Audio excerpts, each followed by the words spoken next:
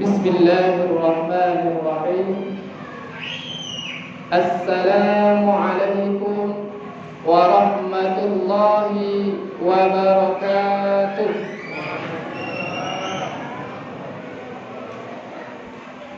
Alhamdulillahi rabbil alamin. Wa bihi nasta'inu ala umuri dunya waddin. Ashhadu an la ilaha illallah wa ashhadu anna Muhammadan abduhu wa rasuluh la nabiyya wa la rasula ba'da. Kaum muslimin wal muslimat yang dirahmati oleh Allah, alhamdulillah, bersyukur kita kehadiran Allah Subhanahu wa ta'ala, yang mana sampai detik ini, sampai saat sekarang ini, Allah masih mengingat kita. Walaupun terkadang hamba lupa sama Allah, walaupun terkadang kita tidak mengingat Allah, tapi satu detik pun Allah tidak pernah melupakan kita. Maka dari itu bersyukurlah kita kepada Allah atas nikmat, rahmat, karunia yang Allah berikan kepada kita. Sebab tidak semua nikmat, rahmat dan karunia Allah itu didapatkan oleh manusia, apalagi nikmat iman dan takwa dalam diri kita. Alhamdulillah, kita yang hadir di rumah Allah ini, Allah sempurnakan nikmatnya untuk kita. Allah kasih nikmat kesehatan, Allah kasih nikmat kesempatan, dan Allah kasih nikmat iman kepada kita. Kita lihat di luar sana, bahkan ada di antara keluarga kita yang Allah tidak sempurnakan nikmat itu. Bahkan Allah ambil nikmat itu dari mereka. Ada keluarga kita yang tahun lalu masih tertawa bersama kita, yang bulan lalu masih pergi ke sana ke sini bersama kita, yang minggu lalu masih ada di dunia ini, tetapi Allah cabut nikmat kesempatan hidupnya, maka ada saudara kita yang sudah pergi meninggalkan dunia ini. Ada juga saudara kita, bahkan keluarga kita, yang hatinya menangis, air matanya bercucuran ingin hadir di rumah Allah ini, tetapi Allah cabut nikmat kesehatan baginya, sehingga ada keluarga kita yang terbaring di rumah sakit sana.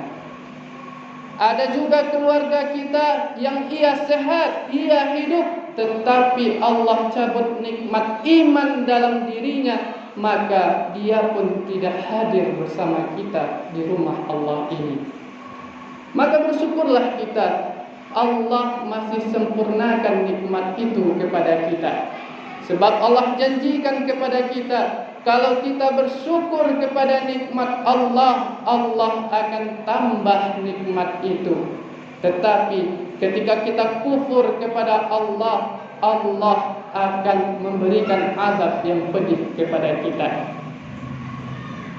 Bapak-bapak, ibu-ibu yang dirahmati oleh Allah, dan bahkan nikmat itu terkadang kita menilainya hanya dari harta, hanya dari tahta, hanya dari kebahagiaan.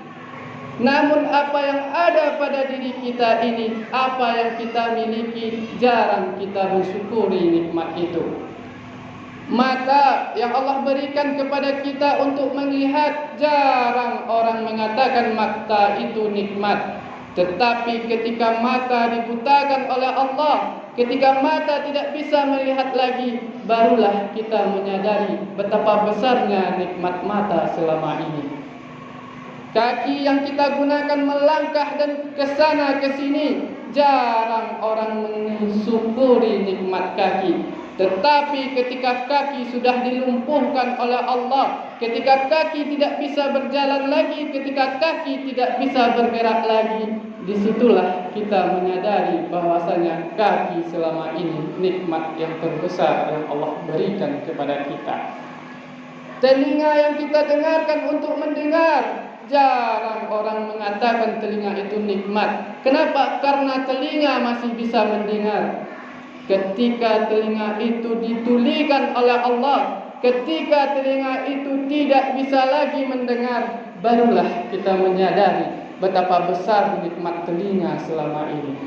Jadi nikmat Allah bukan hanya dari harta, nikmat Allah bukan hanya dari tahta, tapi apa yang ada di tubuh kita, apa yang ada di diri kita, itulah nikmat terbesar yang Allah berikan kepada kita. Selagi nikmat itu masih ada, selagi nikmat itu masih disempurnakan oleh Allah kepada kita, maka pergunakanlah nikmat itu semaksimal mungkin. Selagi kaki masih kuat untuk melangkah, maka langkahkanlah kaki itu ke rumah Allah. Maka langkahkanlah kaki itu untuk mencari keridhaan Allah. Selagi mata masih bisa melihat, maka lihatkanlah mata itu kepada tempat-tempat yang diridhai oleh Allah. Kaum muslimin dan muslimat yang dirahmati oleh Allah, selawat berserta salam tak lupa pula kita mohonkan kepada Allah, semoga disampaikan kepada junjungan umat Islam sedunia, seorang manusia yang diutus ke atas dunia ini untuk menyempurnakan akhlak manusia lainnya, seorang manusia yang menjadi uswah bagi manusia lainnya, seorang manusia yang mencintai manusia lainnya lebih mencintai dirinya sendiri, yaitunya Nabi besar kita Muhammad sallallahu alaihi wasallam. Nabi Muhammad sallallahu alaihi wasallam adalah manusia satu-satunya yang bertanggung jawab kepada umatnya dunia dan akhirat. Manusia yang memikirkan umatnya di dunia dan menyelamatkan umatnya di akhirat kelak nanti. Ketika beliau masih hidup di atas dunia, beliau memikirkan kita. Di saat beliau sakit pun beliau memikirkan kita. Ummati, ummati, ummati. Umatku, umatku, umatku, kata beliau. Saat sakit beliau masih memikirkan kita. Dan bahkan beliau bertanya kepada malaikat Jibril, wahai malaikat, sekiranya sakratul maut itu datang kepadaku saat ini, maka seperti apakah sakitnya sakratul maut itu? Malaikat Jibril menjawab, wahai baginda Rasulullah sallallahu alaihi wasallam, sakitnya sakratul maut itu lebih perih, lebih sakit dicambuk 1000 kali, dan lebih sakit seperti kambing yang dikupas kulitnya hidup-hidup. Rasulullah bergemetaran, keringat beliau bercucuran, air mata beliau keluar mendengar penjelasan malaikat Jibril. Apa Rasulullah takut dengan sakratul maut sehingga beliau menangis, sehingga beliau bergemetaran, sehingga beliau bercucuran keringat? Tidak. Rasulullah tidak takut dengan sakratul maut. Tetapi yang Rasulullah takuti adalah ummati, ummati, ummati, umatku, umatku, umatku. Wahai malaikat Jibril, sanggupkah umatku nanti ketika begitu sakitnya sakratul maut datang kepada mereka? Maka berikanlah sakitnya sakratul maut itu kepadaku, wahai malaikat Jibril. Sampaikan sama Allah, biar aku yang menanggung sakitnya sakratul maut itu, supaya umatku nanti tidak menderita sang sakratul maut. Begitu cintanya Rasulullah kepada kita, begitu sayangnya Rasulullah kepada kita, sehingga sakitnya sakratul maut itu mau beliau tanggung sendiri. Dan Rasulullah bertanya kepada malaikat Jibril, wahai malaikat Jibril, umatku lalai, umatku adalah umat yang lalai. Maka ketika umatku berdosa, malaikat Jibril tolong sampaikan sama Allah ketika umatku berdosa. Dan ketika umatku minta taubat, minta ampun kepada Allah, maka tolong sampaikan sama Allah, wahai malaikat Jibril, agar diampuni dosa-dosanya, agar diterima taubatnya. Maka malaikat Jibril melapor sama Allah, ya Allah, Muhammad Rasulmu meminta supaya umatnya yang lalai ketika bertaubat kepadamu, maka terima taubatnya. Apa kata Allah? Wahai malaikat Jibril, sampaikan kepada umatnya Muhammad, kalau ia bertaubat 1 tahun sebelum kematian, maka taubatnya aku terima.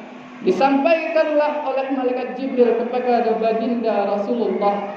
Rasulullah pun meminta, wahai malaikat Jibril, 1 tahun itu lama. Malaikat Jibril minta sama Allah, wahai malaikat Jibril, supaya diperdekat dengan kematiannya. Disampaikan lagi kepada Allah oleh malaikat Jibril, dan disampaikan juga oleh Allah 1 bulan sebelum umatnya Muhammad bertaubat. Ketika umatnya bertaubat, maka aku terima taubatnya, kata Allah. Nabi Muhammad masih meminta, wahai malaikat Jibril, umatku lalai, maka perpendek waktunya, wahai malaikat Jibril. Disampaikan lagi 1 minggu sebelum kematian, umatmu bertaubat, wahai Muhammad, maka diterima Allah taubatnya. Maka Nabi kita masih meminta kepada Allah, wahai malaikat Jibril, umatku lalai, malaikat Jibril. Minta lagi sama Allah, wahai malaikat Jibril, 1 hari sebelum kematian, ketika umatmu bertaubat, maka diterima Allah taubatnya, wahai Muhammad. Masih diminta oleh baginda Rasulullah SAW, sehingga di saat sakratul maut pun, ketika umatmu mampu mengucapkan kalimat La ilaha illallah, maka diterima taubatnya, wahai Muhammad. Begitu cintanya Rasulullah kepada kita, begitu sayangnya Rasulullah kepada kita. Namun hari ini kita yang mengaku umatnya Muhammad, kita yang berani membuat di dalam KTP kita beragama Islam, apa yang sudah kita lakukan? Jangankan untuk baginda Rasulullah SAW, untuk diri kita. Kalau seandainya malam ini adalah malam terakhir kita beribadah kepada Allah, sudahkah mampu amal-amal kita selama ini menyelamatkan kita? Kalau seandainya malam ini adalah malam pertemuan kita terakhir, apa bekal yang sudah kita bawa di hadapan Allah?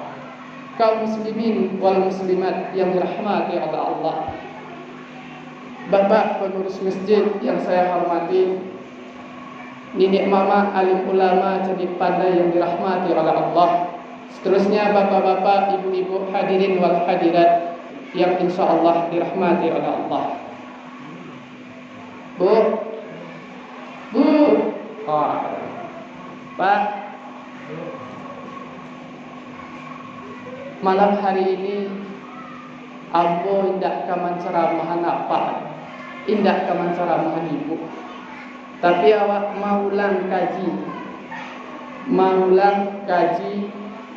dan kaji itu ndak lo kaji baru nanam buat sampai lo Pak. Kalau kaji baru nanam buat sampai Pak lah sasek lor. Kalau kaji baru nan kabo sampai bu, berarti aliran sesat yang bawa. Tapi kini awak mau ulang kaji, kok lalu menjagoan, kok lupa mainan. Kali dah ada Pak. Bu, malam hari ini ambo mengambil tema ceramah awak, pengajian awak dalam surat Al-Ma'arij ayat 9 balik. Apa kata Allah? Bismillahirrahmanirrahim. Innal insana khuliqa aluha. Kata Allah kepada awak, sesungguhnya manusia itu bersifat keluh dan kesah. Marah susah kasusah di dunia. Onde kama onde. Ya doa modal tu bu. Di sekolah dador. Di rumah antah Allah. Bapa sifat manusia tu mengaluh ke mengaluh jo. Ado corona mengaluh, ndak ado corona mengaluh jo. Lado maha mengaluh, lado murah mengaluh jo. Hari kapuaso mengaluh, hari karayut mengaluh jo. Onde kama onde jo. Onde yolah payah hidup ini sejak corona go. Corona lo yang basalahan. De lah ko puaso lo hari. Ada sebagian manusia seperti itu. Memang itu sifat manusia. Mengaluh ka mengaluh, onde ka onde. Dan awak hendak ka mengaji orang, hendak menyabui orang, awak bawan ke diri awak surang-surang. Apakah awak masih menjalani sifat yang model itu? Karena sifat manusia itu seperti itu. Hari hujan, deh lah hujan hari itu. Hari panen, deh panen hari itu. Awak puasa gitu. Lah kamari salah Tuhan kode awak. Dia hujan, awak mau deh. Dia panen, awak minta hujan. Terus aku bagaimana? Harus bagaimana lagi? Mencari kawan, membeli yang lebih dari awak, deh membeli turun. Susah, awak yang susah. Mencari orang lain sana, awak yang susah. Mencari orang lain susah, enggak susah lawak, enggak senang lawak itu.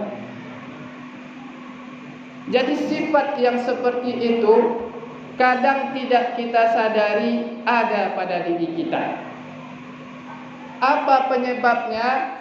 Ketika manusia itu kurang bersyukur, ketika manusia itu suka mengeluh, apa penyebabnya? Penyebabnya satu. Yang pertama adalah penyebabnya itu manusia itu tidak dekat dengan Allah. Kenapa? Karena hati kita ini tidak tergantung kepada Allah, tidak dekat kepada Allah, maka hidup kita itu merasa susah kasusah, onde kama onde taruh.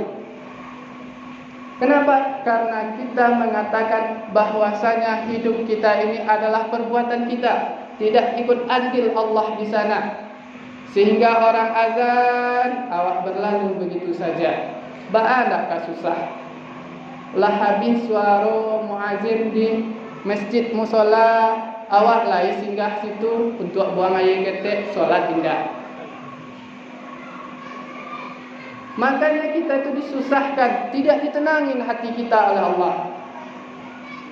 Apalagi kalau budiah lo pulang kampung tahun ini, itu masjid dan musola itu sering disinggahi. Untuk apa? Untuk membuang air ketek, bukan untuk beribadah kepada Allah. Dan untuk mengatasi hati yang susah, hati yang mengeluh itu supaya tidak maonde juga pada Allah adalah ala bi zikrillah tatma'innul qulub. Berzikir kepada Allah. Dengan berzikir kepada Allah, hati kita itu akan tenang. Apapun masalah yang kita hadapi, maka kita selalu berzikir kepada Allah. Dalam keadaan apapun, ucapkan zikir itu. Insya Allah hati kita itu akan menjadi tenang. Yang kedua, untuk mengobat hati kita yang suka mengeluh, yang suka maonde, yang suka gelisah itu adalah dengan memperbanyak membaca Al-Quran. Wa nunazzilu minal Qur'ani ma huwa shifaa. Inilah malam kabar apa? Malam nanka dak tu tengah suara ampe balik. Iya malam kampe balik bu. Malam kampe balik. Kalau seandainya target awak 1 bulan 1 juz, lah ampe balik juz bacaan Al-Quran awak kini bu. Ada yang lah tamat. Jusnya lila balik ampe balik jus ustaz, jus mangga, jus pokat, jus sinyak, jus istet. Bacaan Al-Quran ala barajus. Apa ada yang lah tamat baca Al-Qurannya? Layalum lay. Minimal kalau seandainya kita menamatkan 1 bulan ini 1 kali khatam Al-Quran, maka malam hari ini sudah 14 juz bacaan kita minimal.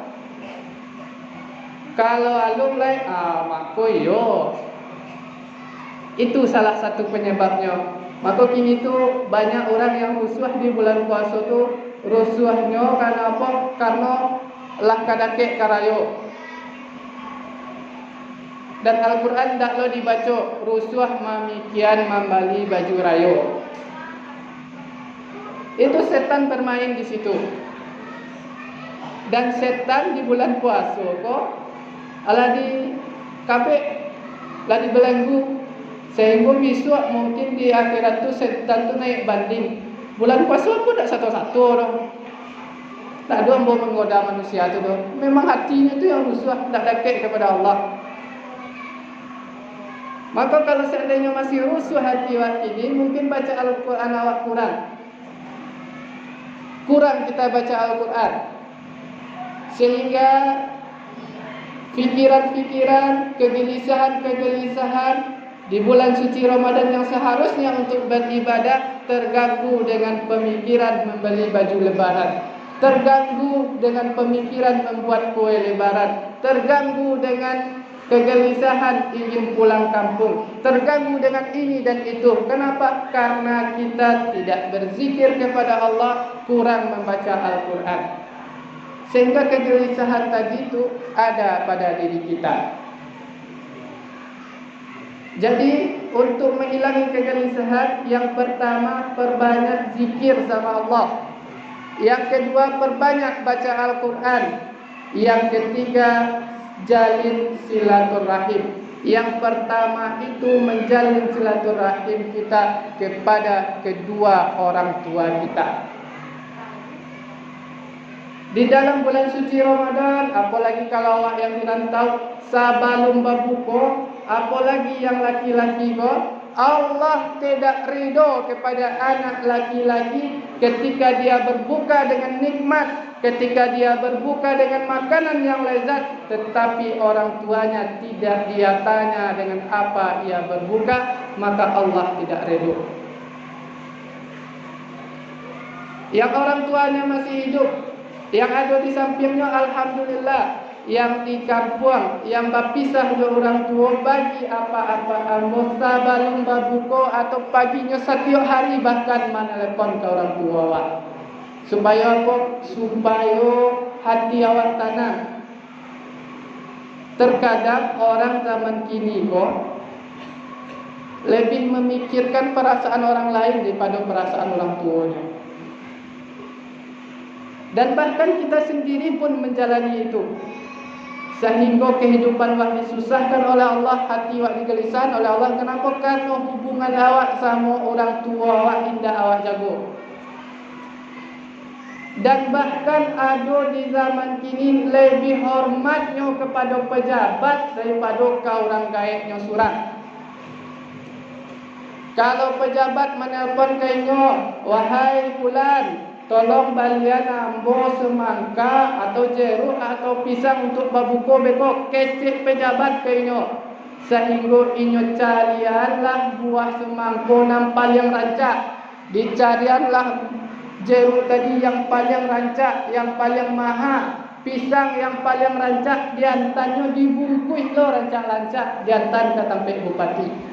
Amma apa minta tolong kenyo balian nama pabukuan bekoyona. Dah ada amat masak pabukuan do.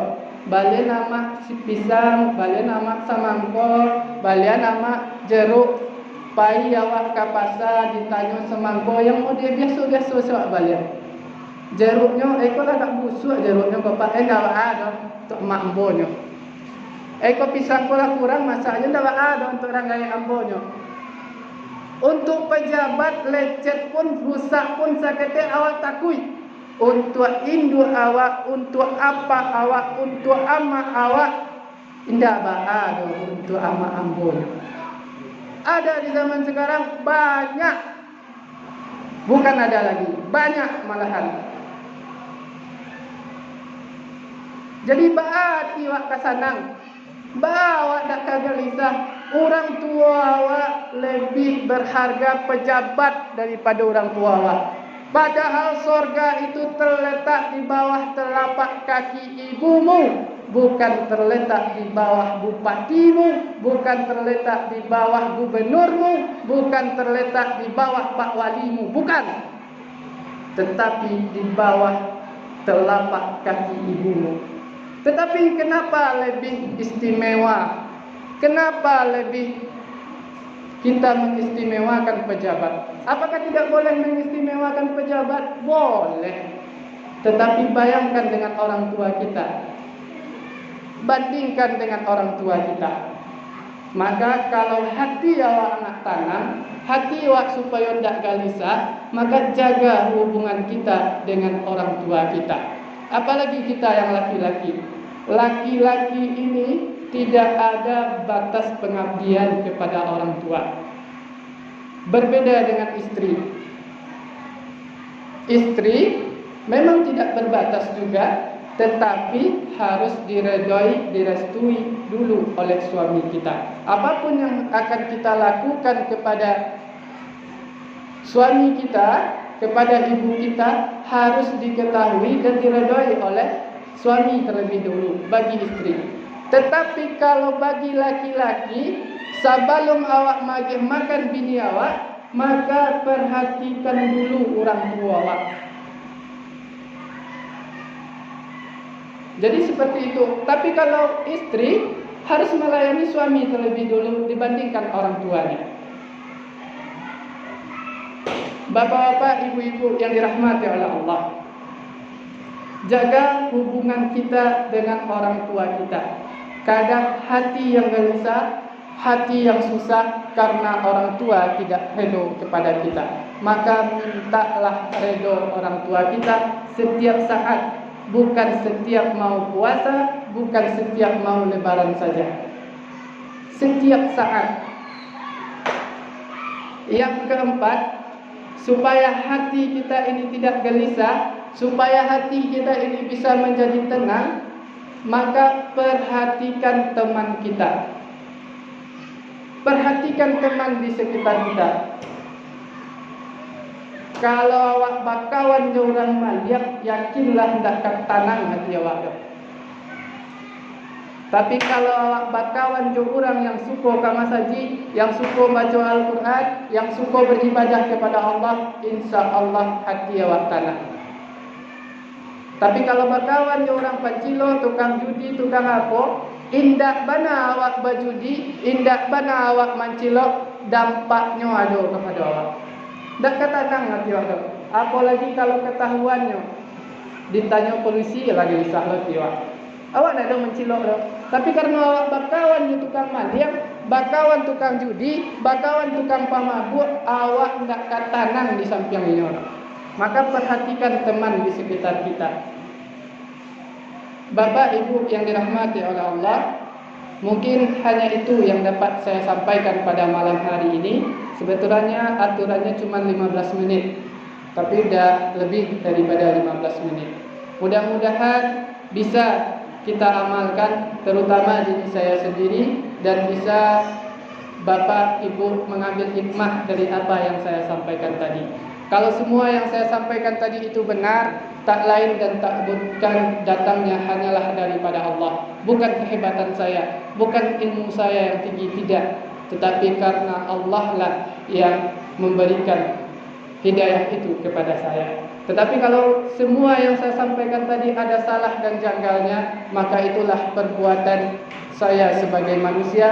Untuk itu sebelum saya akhiri, maka saya mohon maaf kepada Bapak dan Ibu, supaya di akhirat kelak nanti Ibu tidak akan mencari ambo, menuntut kata-kata ambo yang menyakiti Ibu apa hendak lo akan mencari ambo karena kata-kata ambo yang kasar keluar pada malam hari itu. Maka supaya di akhirat kita tidak saling tuntut menuntut. Maka malam hari ini ambo minta maaf kepada apa jo ibu. Lain nama apa jo ibu memaafkan ya. Alhamdulillahirabbil alamin.